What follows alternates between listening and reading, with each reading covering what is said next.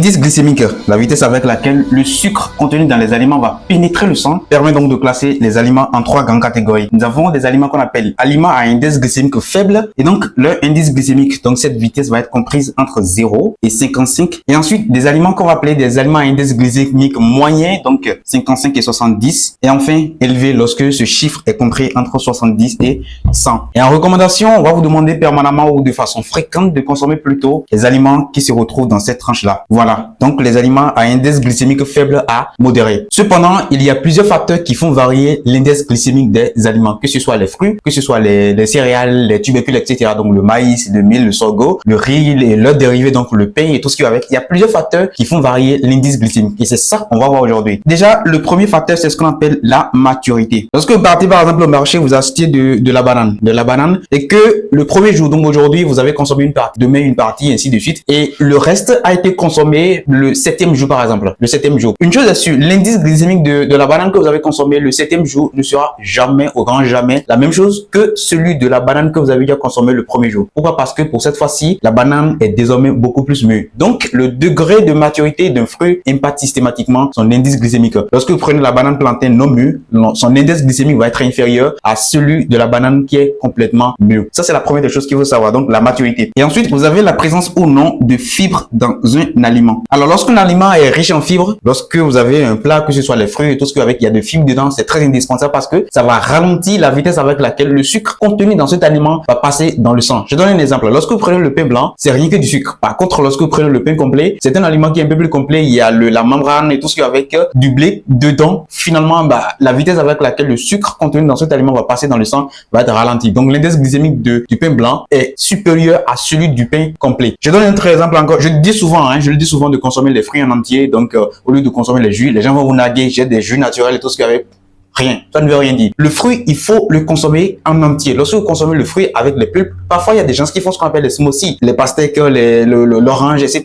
On met dans un mixeur, on va broyer et puis on boit le jus complet comme ça. Ça, c'est très important. Parce que là, vous avez pris moins de sucre. En grande partie, c'est de l'eau. Surtout, vous avez des fibres dedans qui vont ralentir la vitesse avec laquelle le sucre présent dans le jus va passer dans le sang. Très important. Donc, la présence ou non de fibres dans un aliment impacte la vitesse avec laquelle le sucre contenu dans cet aliment va passer dans le sang. Donc, l'indice glycémique. Il y a également ce qu'on appelle la mixité. La mixité, c'est-à-dire lorsque vous consommez juste le pain blanc là tout de suite, bam, le taux de sucre dans le sang va monter. Par contre, lorsque on a beau dire que le pain blanc, son indice glycémique s'est élevé, tout ce qu'il y a avec, tu prends une baguette de pain blanche comme ça, et lorsque vous voulez consommer cette baguette de pain, qu'est-ce que vous avez fait? Vous divisez ça en 4 parties. Vous prenez juste une seule partie, un quart de baguette de pain blanche. Alors, qu'est-ce que vous avez fait? Vous avez rempli avec des légumes, avec de la salade ou bien des protéines, donc avec des œufs. Bon, pas plusieurs, pas de façon exagérée. Vous avez mis un peu dedans, ou bien si c'est l'avocat et tout ce qu'il y a avec. Bref, vous avez mis beaucoup de fruits, beaucoup de légumes dedans. Finalement, vous avez un aliment qui est plutôt complet. Je vous donne un exemple typique pour illustrer un peu ce que je veux dire par là. Lorsque vous voulez quitter par exemple Cotonou pour Calavi et que habituellement vous mettez 30 minutes pour rentrer et que un jour il y a du go-slow sur la voie, qu'est-ce qui va se passer?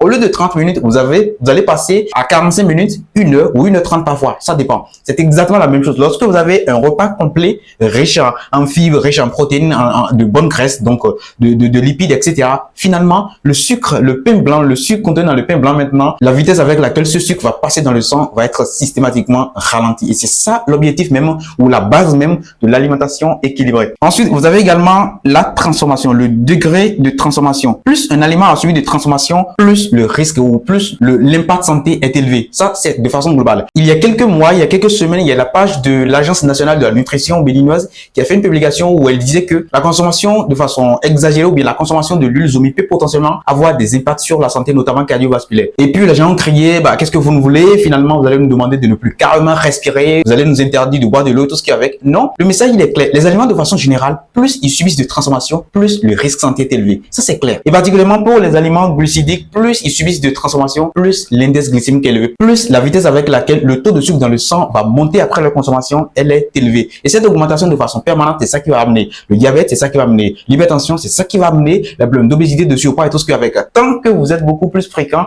dans cette tranche-là, je peux vous garantir, vous pouvez recruter l'expert, le coach sportif le plus équipé, le plus expérimenté au monde, ou bien le coach nutritionniste le plus expérimenté au monde. Vous n'allez jamais vous en sortir tant que vous avez une alimentation qui est beaucoup plus concentrée dans des aliments qu'on appelle des aliments à index glycémique élevé. Alors, on n'a pas demandé de supprimer, mais je demande simplement à ce que vous soyez beaucoup plus juste fréquent ici. C'est tout. Il n'y a pas de restriction parce que bon, l'un des plus gros problèmes que nous avons avec la nutrition, c'est que c'est ce qu'on appelle la restriction cognitive permanente. Bon, du moment où je vais être en bonne santé, je dois plus manger ça, je dois plus faire ça, et puis bah, on perd le plaisir de manger. Non, c'est pas ça l'objectif. Le plus important, c'est de trouver l'équilibre, de rester beaucoup plus prépondérant dans la zone qui est recommandée. C'est ça le plus important.